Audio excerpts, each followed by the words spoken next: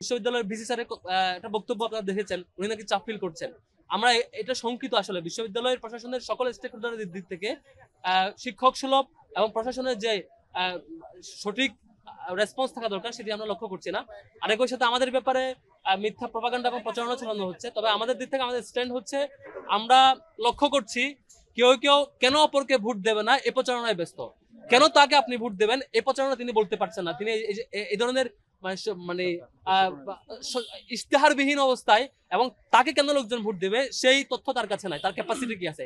তিনি সারাদিন ব্যস্ত থাকেন। এমন অসংখ্য প্রার্থীকে দেখেছি যে আমাদের অন্য একজন প্রার্থীকে মেনশন করে বলা হচ্ছে এই প্রার্থীকে কেন ভোট দেবেন না, সেই ক্যাম্পেইন করছে, যেটি সুস্পষ্ট নির্বাচনী আচরণবিধি লঙ্ঘন। একটি দলের একজন প্রতিনিধি যিনি একটি সম্পাদক পোস্ট সিলেকশন করছেন, ঠিক তার বিপরীতে একজন সম্পাদককে কেন ভোট দেওয়া হবে না সেই ক্যাম্পেইনে তিনি জড়িত হচ্ছেন। আমরা এটি খুব সিরিয়াসলি এটার প্রতিবাদ জানাচ্ছি এবং আমাদের ব্যাপারে অনেকগুলো ফ্রেমিংও করা হচ্ছিল। আশা করি সবকিছু মারিয়ে আমরা আমাদের যে কাজ, শিক্ষার্থীদের যে রেসপন্স সেটি কন্টিনিউ থাকবে।